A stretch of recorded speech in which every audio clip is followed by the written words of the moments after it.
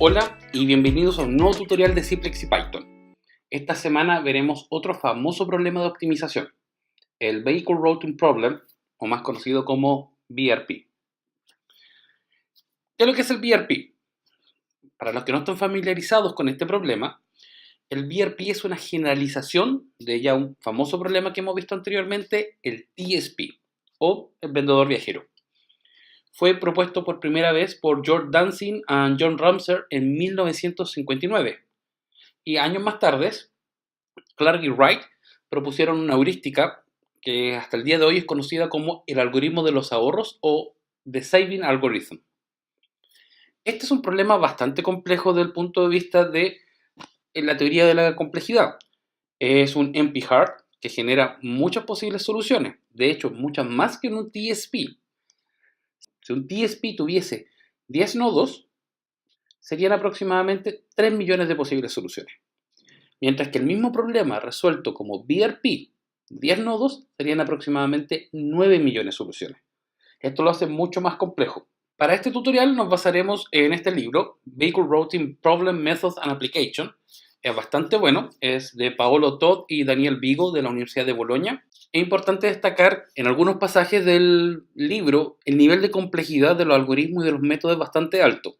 Nosotros nos mantendremos en la parte más básica, en el capítulo número 2, que es cómo resolver un problema, un VRP, cuando hay capacidad del camión o de transporte. Para eso utilizaremos, como ya lo hemos hecho anteriormente, de IBM el Simplex. La Anaconda Suite ocuparemos el Jupyter Notebook utilizando el lenguaje Python y las librerías NumPy y Matplotlib. Ahora, ¿qué es lo que es el VRP? Si vemos la imagen hacia el lado izquierdo, nos daremos cuenta que tenemos acá un depot o un centro de distribución. Y si resolviésemos esto con un TSP, tendríamos que encontrar la ruta más corta entre estos nodos. El VRP es diferente. El supuesto básico que estamos tomando, en este caso con el TSP, sería que tenemos un solo camión y tenemos que recorrer todos estos nodos de una sola vez. Mientras que cuando trabajamos en un VRP, tenemos o diferentes rutas o diferentes camiones que tienen que recorrer estos nodos. Por lo tanto, lo que nosotros esperamos determinar y encontrar como solución óptima son clústeres de nodos, donde en este caso son 5, que podrían ser o 5 rutas o 5 camiones. ¿Sí? Bueno, ya que sabemos un poco de qué se trata este problema, comenzaremos con un ejemplo simple, 10 nodos aproximadamente, y los crearemos en forma aleatoria, como ya lo hemos hecho en otras veces, y explicaremos en este caso sí un poco más el modelo. Ya que puede ser que no sea un modelo del cual estén muy familiarizados, explicaremos un poco más su formulación en programación lineal. ¿Ya? Entonces, comencemos a programar. Bueno, para esto, abrimos de la suite Anaconda el Jupyter Notebook y empezaremos a ver problemas. Como siempre, es importante recordar que esto es Markdown, de que acá pueden ver, está escrito el código. Las ecuaciones van a estar desplegadas en LaTeX. Si bien esto no es una clase de investigación operativa o de investigación de operaciones, en este caso sí explicaremos un poco más el modelo. Si te cuesta mucho entender el modelo o es muy avanzado para ti, eso quiere decir que debieses tomar un curso más sencillo de investigación operativa o debieses revisar la materia de investigación de operaciones. ¿Ya? Entonces, ¿qué es lo que tenemos acá? Revisemos un poco nuestro problema. Tenemos un set de nodos y tenemos un centro de distribución, que también es un nodo. Lo que tenemos que hacer es encontrar las rutas. ¿Sí? Estos nodos de acá son los clientes, son a quien tengo que yo distribuir mis productos. Pensemos como una empresa de correo o el camión de la basura, etc. Entonces, ¿con qué conjuntos voy a partir trabajando yo? Voy a partir trabajando con un conjunto de clientes, ¿ya? Que va a tener todos los clientes, excepto el centro de distribución o el depot, y un conjunto de nodos. ¿Qué es lo que es el conjunto de nodos? No es nada más que la unión entre mi conjunto de clientes y el centro de distribución. ¿Sí? Este conjunto sí incluye el depot. Súper importante, o muy importante destacar que el depot, el centro de distribución, está en la primera posición, en la posición 0, es el primero que aparece. ¿Ya? Después vamos a tener los arcos, que como ya hemos trabajado en otros modelos anteriormente, es precisamente ir del nodo I al J, todas las posibles combinaciones que se puedan hacer, exceptuando aquellas en que I y J sean igual, es decir, estando en un nodo, visitarse el mismo. El costo o la distancia entre el nodo I, entre el nodo I y el nodo J, C sub I J, como siempre, generalmente el costo de transporte es proporcional a la distancia.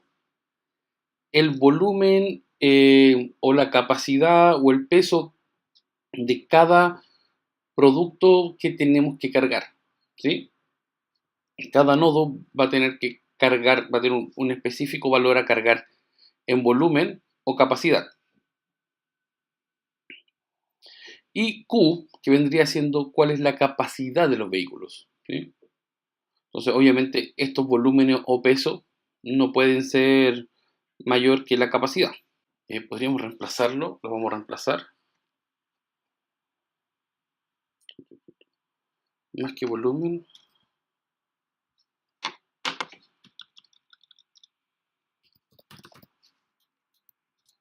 Esto. Más que un volumen es una carga que hay que llevar y obviamente hay una capacidad máxima. Mi variable de decisión. Vamos a ver que vamos a trabajar con dos variables de decisión. La primera es la clásica binaria x, y, j, que vale 1 cuando ese arco se activa, es decir, voy del nodo i al nodo j, y de otra manera vale 0. Y una variable u, que es una variable de capacidad que pertenece al cliente, es decir, cada cliente tiene asociado una capacidad que tiene que ser satisfacida. Mi función objetivo, minimizar la sumatoria de los costos totales. Y las restricciones. Tenemos 5 restricciones en este problema. Las dos primeras son muy conocidas por nosotros. Si vemos la sumatoria de todas las variables binarias, tiene que ser igual a 1 para todos los nodos y el i pertenece al cliente. Eso que quiere decir que de cada nodo solamente puedo ir a visitar un solo nodo siguiente, no muchos nodos. Si del nodo 1 no puedo ir al nodo 2 y 3, tengo que ir al nodo 2 o al nodo 3. De la misma manera, pero en forma inversa, que cada nodo tiene que ser visitado solamente desde un nodo, es decir, si estoy en el nodo 3, solamente me puede visitar el nodo 2 o el nodo 1, no pueden visitarme los dos.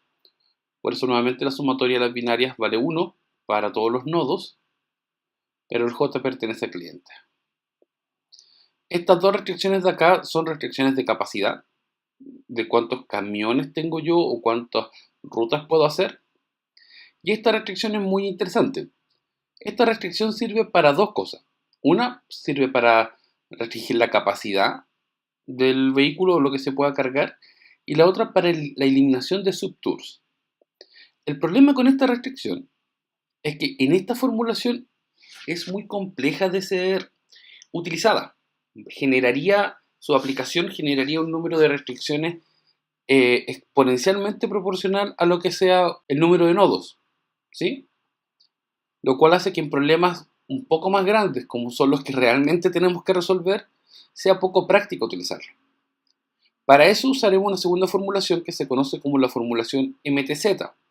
Y de hecho, que era lo que habíamos partido haciendo al inicio, que consiste en agregar esta variable de acumulación de capacidad. ¿Ya?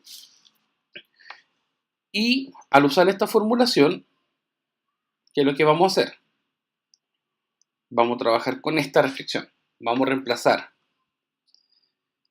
estas tres restricciones, que son las de capacidad y eliminación de subtour, por estas dos restricciones. Veamos la primera. Esta restricción es similar, y cuando digo similar me refiero a que es muy parecido a lo que usaríamos clásicamente con la configuración de una M grande. Analicémosla primero y después veamos por qué no utilizamos la M grande. Ya. Si x, y, j vale 1, es decir, yo tengo que ir del nodo i a j, ese nodo está activo, se tiene que cumplir esta condición, que es lo que yo tengo acumulado más la capacidad o lo que tenga que transportar el nodo j, va a tener que ser igual a la nueva variable acumulada, ¿sí? Entonces hay que acumular. Pero eso está sujeto a dos restricciones. Primero, que la cantidad tiene que ser menor que la variable acumulada, siempre. Y segundo, que la variable acumulada no puede ser mayor a la capacidad máxima del camión. ¿Mm? Ahora, ¿por qué no utilizamos para esto una M grande? Bueno, la primera razón es porque Simplex nos da la opción de usar este tipo de restricciones que se llaman Indicator Constraints. Y la segunda es por qué utilizamos la Indicator Constraint en vez de utilizar una M grande. Bueno, numéricamente, este tipo de restricciones trabajadas con Simplex es mucho más robusta y más precisa que la formulación de la clásica Big M o M grande. De hecho, lo que hace Simplex es usar esa configuración, pero de una forma numérica y estima mucho mejor el valor de la M, porque hay harta discusión con respecto a cuánto tiene que ser el M, qué tan grande tiene que ser ese M. Algunos dicen pónganle muchos 999, pero eso no es muy correcto y no ayuda en lo que es la solución del problema, el poner un número demasiado grande. Ya que tenemos explicado nuestro modelo, empecemos a resolverlo. Bueno, primero lo que haremos será crear los datos y los conjuntos de datos que utilizaremos, ¿no? Cuando me refiero a crear los datos, por ejemplo, cuánto van a ser las capacidades que se tienen que llevar, los Q sub i. ¿Ya? ¿Cómo partiremos? Bueno, primero, número de clientes. Partiremos con 10.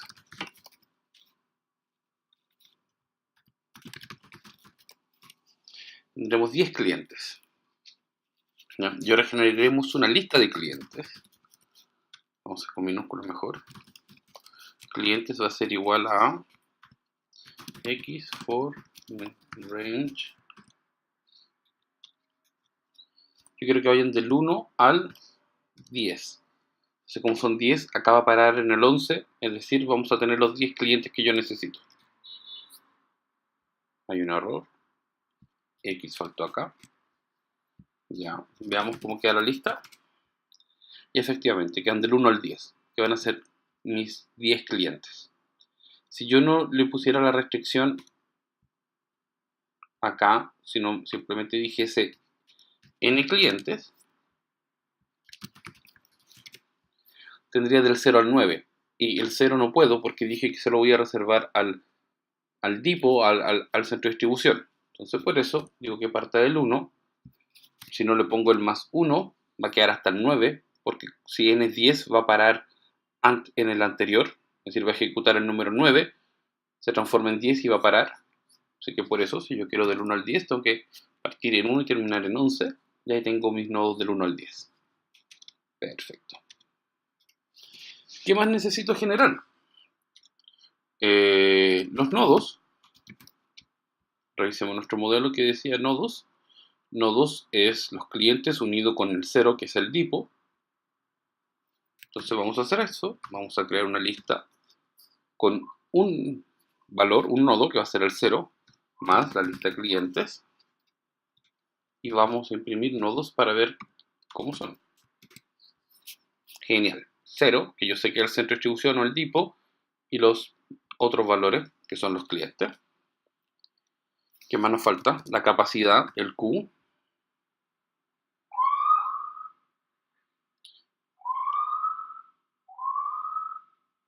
La capacidad de los vehículos que está acá. ¿Qué valor le vamos a dar? 15. Y ahora vamos a crear las capacidades individuales para cada uno de los clientes. ¿Cómo vamos a hacer eso? Primero vamos a crear una función random desde NumPy. De hecho, primero vamos a tener que importar NumPy.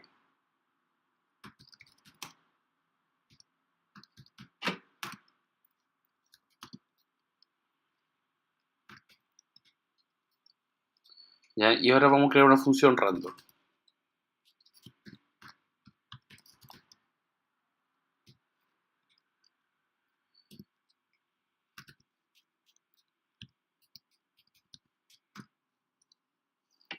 Y vamos a definir una semilla para que tengamos un resultado similar, ¿sí? Entonces aquí generé la función random de NumPy y le agregué a la semilla. ¿Ya? ¿Y para qué vamos a hacer esto? Porque vamos a crear las capacidades. Y estas capacidades que va a tener cada uno de estos clientes las vamos a hacer en un diccionario. Entonces vamos a tener i, que va a ser la identificación del diccionario. Por lo tanto, el cliente 1 Acá va a ser 1 y va a tener una capacidad determinada. Su capacidad la vamos a dar aleatoria. Para eso vamos a ocupar la función random. Y vamos a crear números enteros entre el 1 y el 10 para darle la capacidad. For in clientes. Voy a imprimir el cubo. Perfecto.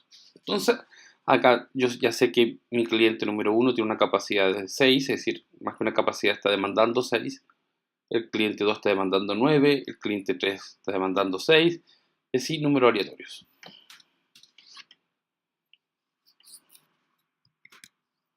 Ya. Ahora, lo segundo que vamos a hacer, vamos a crear las coordenadas.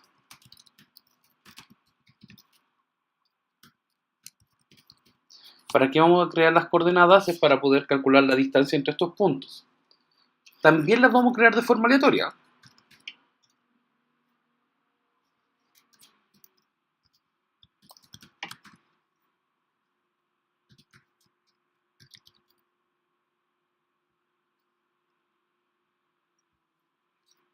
¿Ya? Entonces veamos qué creamos usando la función random.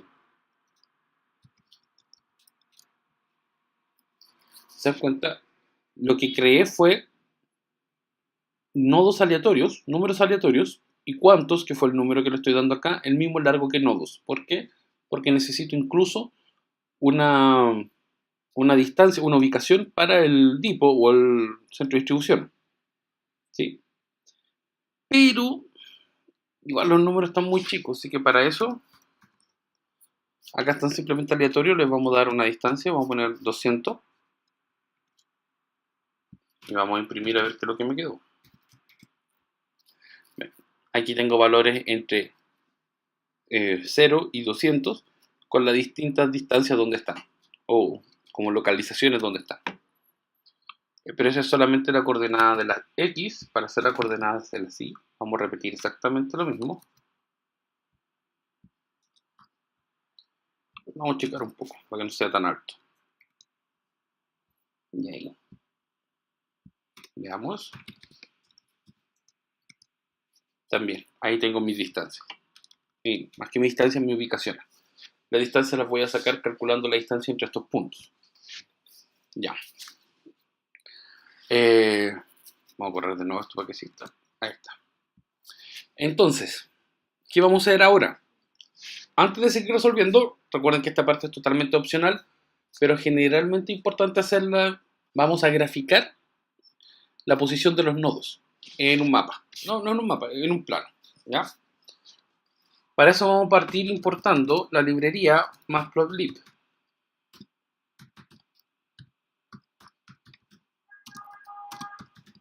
Como siempre la vamos a llamar PLT.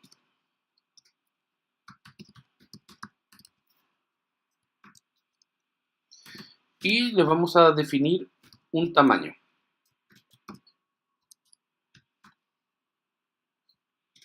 Es el tamaño del canvas o del lienzo donde vamos a graficar, y vamos a graficar un scatter plot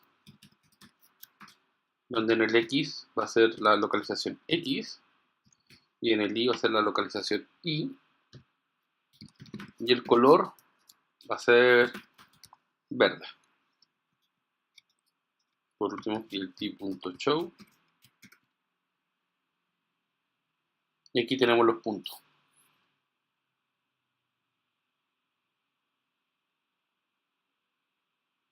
Genial. Pero bueno, necesito un poco más de información, no sé bien qué cosa. Entonces le vamos a ir agregando ahora. Lo primero, esta era la forma de graficar. Ahora lo que vamos a ir agregándole es un poquito más de código para que se vea mejor. Pero no va a cambiar en nada el gráfico ya. Solamente se va a ver mejor. Lo primero que le voy a agregar es el nombre, para saber a quién estoy viendo. ¿Cómo le llamé? ¿Cliente o clientes? Clientes, está bien.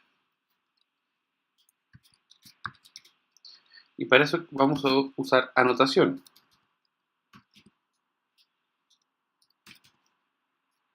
¿Qué es lo que le vamos a anotar? Usando formato látex. Vamos a anotar Q D. Y eso va a ser igual a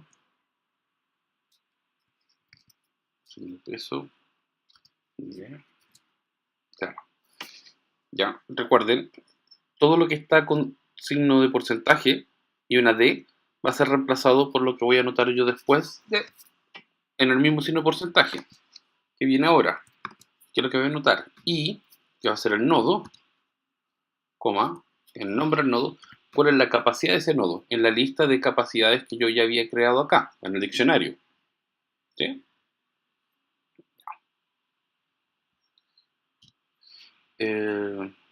¿Dónde lo vamos a anotar eso?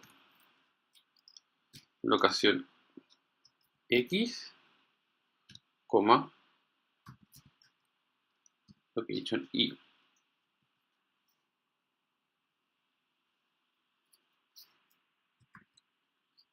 Bueno, se necesita la coordenada, exacto. Veamos. Hay un error. Veamos cuál es el error.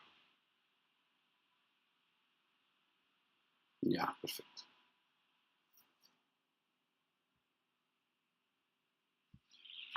Se me olvidó ponerle cuál. El I. El I. Pero estaba pasando toda la lista y graficándolo a todos con toda la lista. Por eso no funcionó. Y ahí está. Si nos fijamos, queda muy pegado el Q con el punto. Entonces me gustaría que estuviera en otra posición. Como acá al lado. Probemos. Más 1. Encuentro que queda un poquito arriba. Menos 0.5. Perfectamente alineado.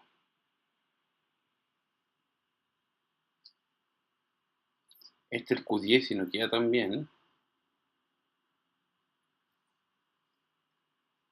Lo vamos a arreglar con esto.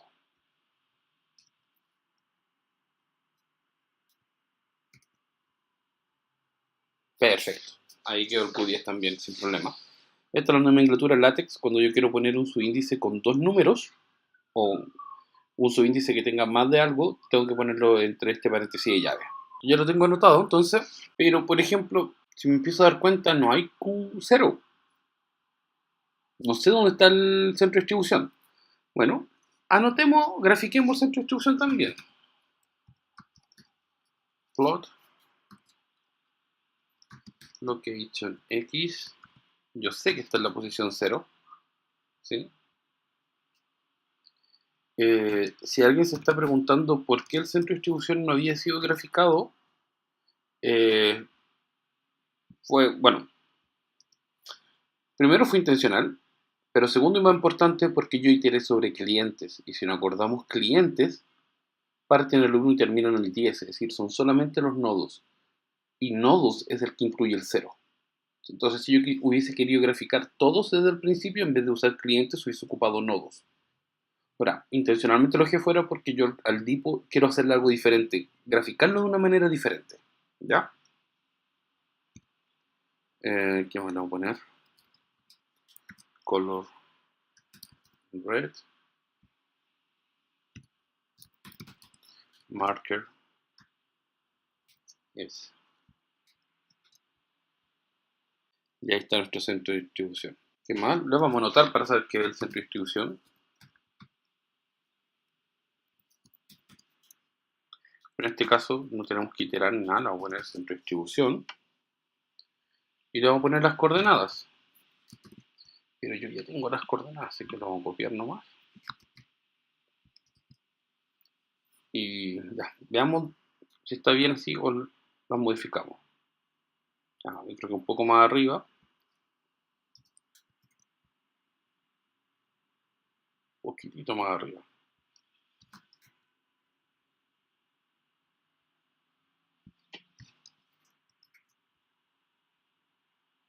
Más al lado.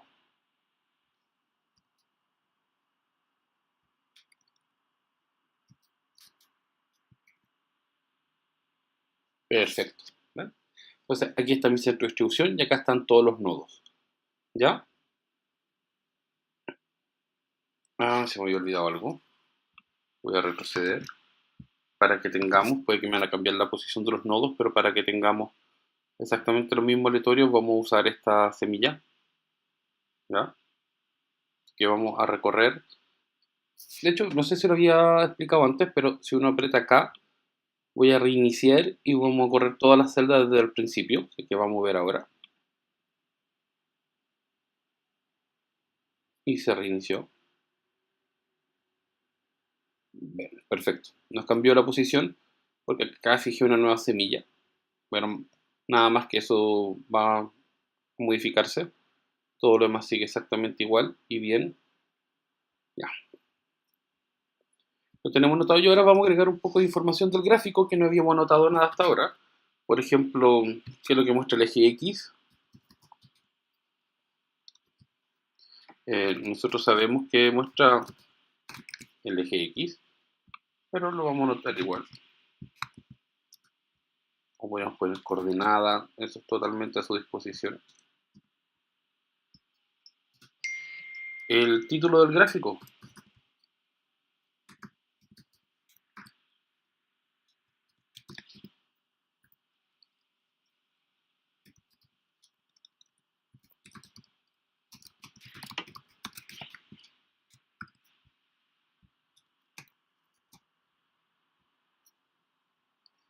Perfecto. Ahí queda. Gráfico nodos BRP, eje X, eje Y. Ya tenemos todo listo. Bueno, entonces ya tenemos graficado todos nuestros datos. Los puntos verdes son los clientes. El punto rojo es el centro de distribución. Y lo que nosotros tenemos que encontrar son cuáles son las rutas. Todos los valores que están al lado de cada Q son las demandas que tiene cada nodo o lo que hay que satisfacer en cada nodo, ¿sí? Pero antes de poder continuar, nos están faltando dos cosas importantes, dos estructuras de datos muy importantes. La primera, que si nos acordamos, nuestro modelo trabaja sobre arcos y no tenemos ningún arco creado.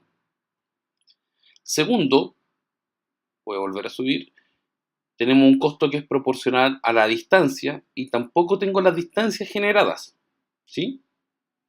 Bueno, entonces vamos a tener que construir esas dos estructuras de datos y ya con eso sí tendríamos todo lo necesario para poder terminar y optimizar nuestro modelo. Comencemos. Entonces, lo primero, vamos a crear los arcos y los voy a llamar arcos. ¿Cómo lo voy a crear? Voy a crear un diccionario donde simplemente voy a tener los arcos y coma j. Lo podría haber hecho una lista también. For i in nodos. For j in nodos. If i es diferente a j. Y vamos a ver qué resulta. Perfecto. Están todos los arcos que necesito. Y obviamente no hay ningún arco de ir de un nodo a él mismo. Así que estamos bien con eso. Ya. Segundo, ahora necesito las distancias entre estos arcos. ¿Cómo vamos a hacer eso? Vamos a crear otro diccionario en que como clave de diccionario va a tener el arco y la respuesta cuando yo le pregunte a este diccionario que se va a llamar distancia, un arco, él me va a responder cuál es la distancia entre esos dos arcos. ¿Cómo vamos a hacer eso? Vamos a ocupar la función de NumPy hipotenusa.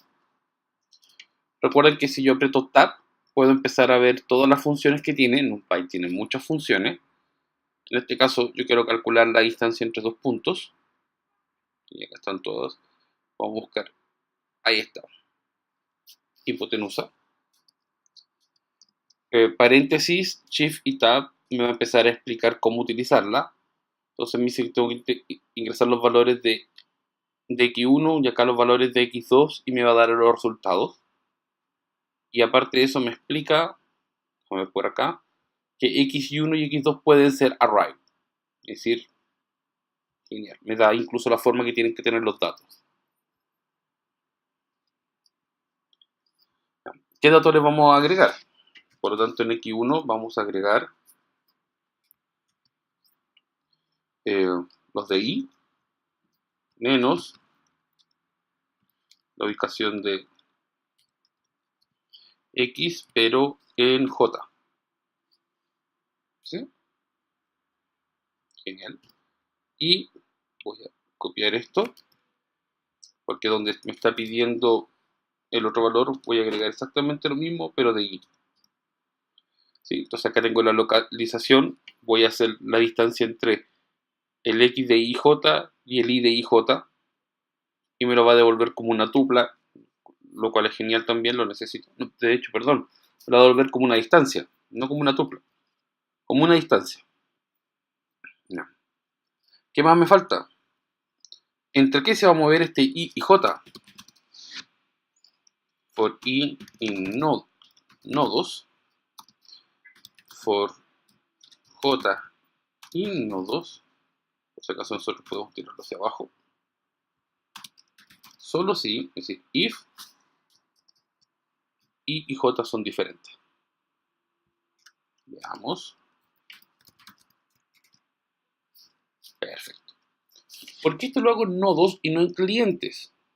Porque efectivamente necesito todas las distancias, incluso la distancia de cada cliente con respecto al centro de distribución. Por lo tanto, tengo que hacerlo sobre los nodos totales, incluyendo al centro de distribución. Ahí están todos.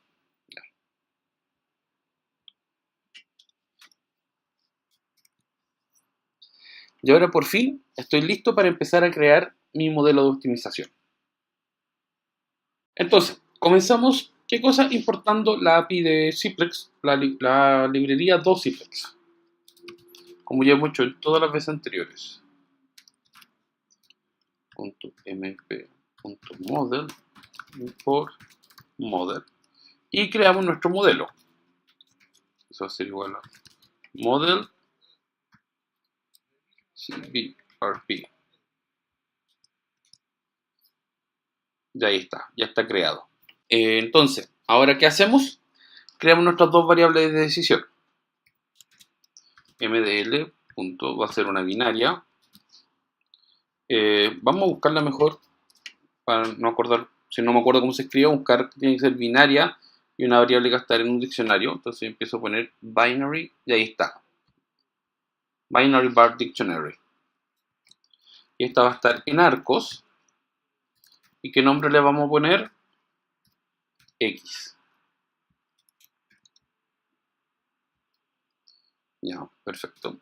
La otra va a ser una variable continua, pero también va a estar en un diccionario. Entonces, también la vamos a buscar. mdl. La vamos a escribir continuous bar dict. Perfecto, también la encontramos. Esta va a estar integrada entre nodos.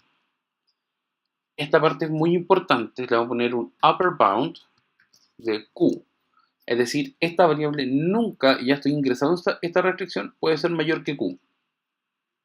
¿Ya? No quiere decir que es igual a q, pero este upper bound me está dando el límite superior. Y como nombre le vamos a poner q.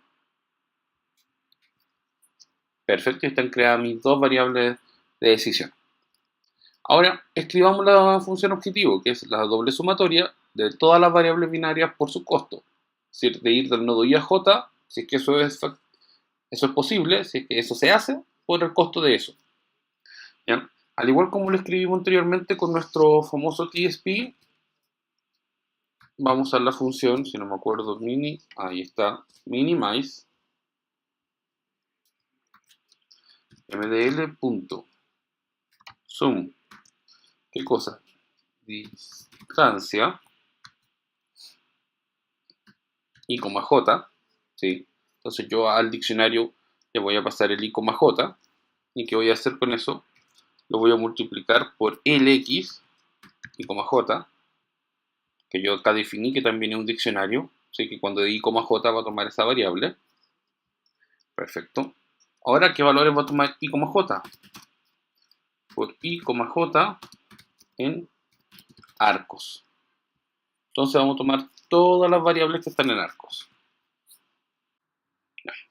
Entonces ahora vamos a escribir nuestras restricciones. Comencemos. mdl punto, si no me acuerdo, add, en este caso vamos a agregar varias, así que add constraints, hacemos mdl punto, suma, ¿de qué valor? Se me fue, x y coma j,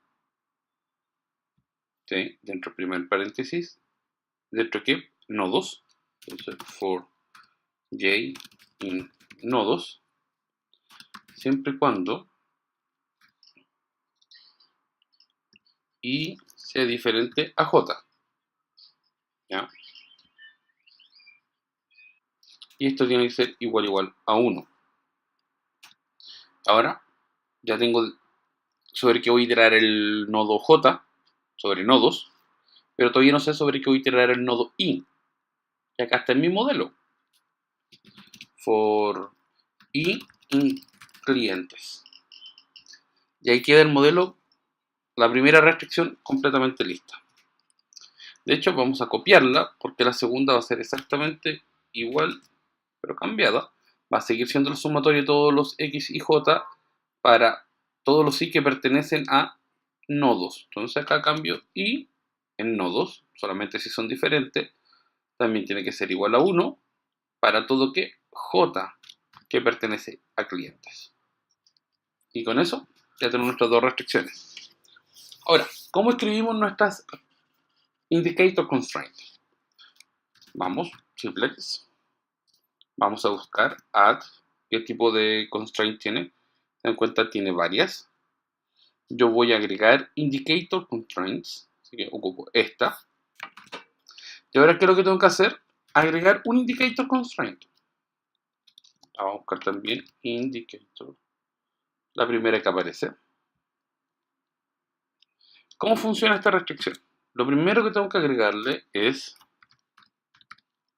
la variable i, j, es decir, si x, j vale 1, acá está, coma. ¿Qué va a suceder? Yo ahora escribo esta parte de la restricción. Entonces, u, i va a tener que ser igual al q, i más, no, perdón, el ui más el qi van a tener que ser igual a el u, pero j, y este también es j. Ahí está la restricción. Y ahora, ¿sobre qué la iteramos? ¿O cómo la iteramos? De hecho, esto es igual. Ya, voy a escribirlo acá abajo. ¿Sobre qué iteramos? For i, j en arcos, ahí está. En arcos. Si restricciones i es diferente de 0 y si j es diferente de 0. ¿Ya? Algo más que nos falte, sí, esta última restricción. Pero no acordamos que cuando creamos la variable yo ya le había puesto un upper bound en q. Por lo tanto, esta parte de la variable ya la tengo lista. Ahora le voy a agregar simplemente esta parte. La de que el qi tiene que ser menor o igual al ui. Entonces vamos a volver a agregar una solución, una restricción. Por si no se acuerdan. Add constraints. Ahora agregamos el constraints porque vamos a agregar muchas. U y tiene que ser mayor o igual a Q i. For i in clientes. Yo recuerdo que esto era una función solamente de mayor o igual acá, de clientes. Veamos cómo queda nuestro modelo. Como siempre, print mdl.export to string y veamos qué pasa. Otra vez, hay un if malo ahí.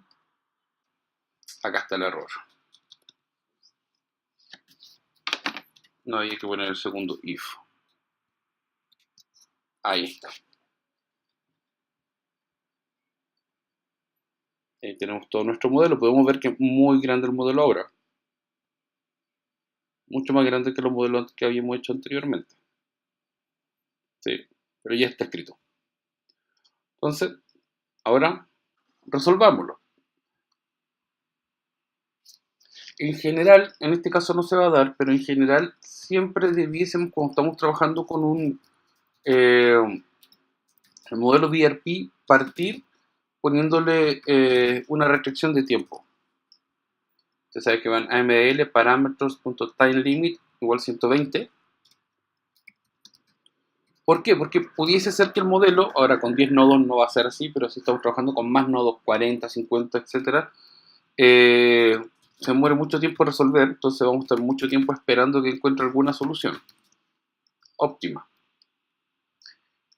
Para solucionar esto, le ponemos el time limit de 120 segundos, un minuto, por lo tanto máximo de 2 minutos, por lo tanto máximo se va a demorar ese tiempo.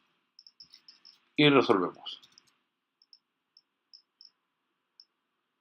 De hecho, si se dan cuenta, con 10 nodos se demora muy poco, fueron solamente 1,80 segundos. La consulta es: ¿será óptima esta solución? Lo más probable, o de hecho no lo más probable, seguro que es óptima. Pero lo vamos a revisar de todas maneras.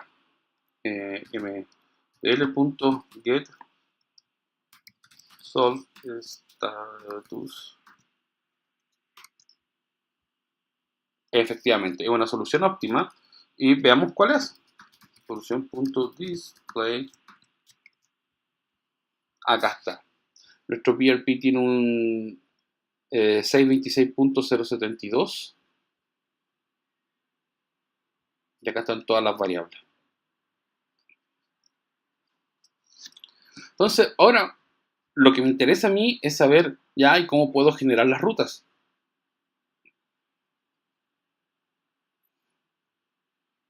Por lo tanto, lo primero que vamos a hacer, vamos a rescatar desde acá las variables que tienen x igual a 1, es decir, que son arcos activos, para poder graficarlas.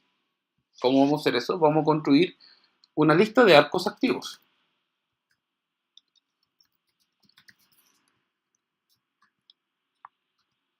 Va a ser un k for k in arcos, solo si xk punto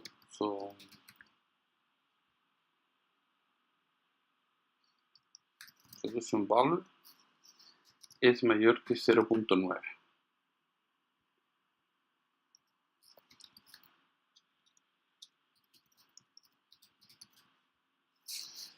Si se acuerdan, el por qué el 0.9, porque muchos de estos unos no son 1 efectivamente, sino son 0.999. Entonces, para evitarnos ese problema, pongo mayor que 0.9 y yo sé que solamente voy a tomar esas variables. Y de hecho, acá están. Si se dan cuenta, es la misma lista que acá. Ahora, ¿cómo leo yo esta lista de soluciones? Partamos del DIPO, voy al nodo 10, del 10 voy al 9 y del 9 vuelvo al DIPO. Busquemos otra. Del 0 voy al 1, es decir, del 1 voy al 8 y del 8 vuelvo al centro de distribución. Y así lo voy buscando, por ejemplo, del 0 al 3, del 3 al 7, del 7 vuelvo al centro de distribución. ¿Sí? Entonces, ahí está mi solución. Ahora, ¿cómo la puedo graficar? Lo primero que haremos para graficarla es que copiaremos el gráfico que teníamos hecho anteriormente para ahorrarnos todo este código, que ya sabemos que está funcionando. ¿Sí? Y veremos cómo está ahí. Perfecto. Nuestro gráfico está funcionando. Ahora, lo que yo tengo que agregar es una gráfica para los arcos activos. ¿Cómo hacemos eso? For i, j in arcos activos, los puntos. Ya, entonces acá voy a iterar sobre estos valores, que es lo que vamos a hacer. Voy a usar un plot. ¿Por qué? Porque los plots grafican líneas. ¿Y qué es lo que vamos a graficar en nuestro plot? La localización de x, dado y, coma, la localización de X, voy a arreglar esto, dado J. ¿Sí? Entonces vamos a ver cómo unir estas dos líneas, un coma, y vamos ahora con estos mismos, pero con la localización de I. Entonces acá le doy los dos valores, ya.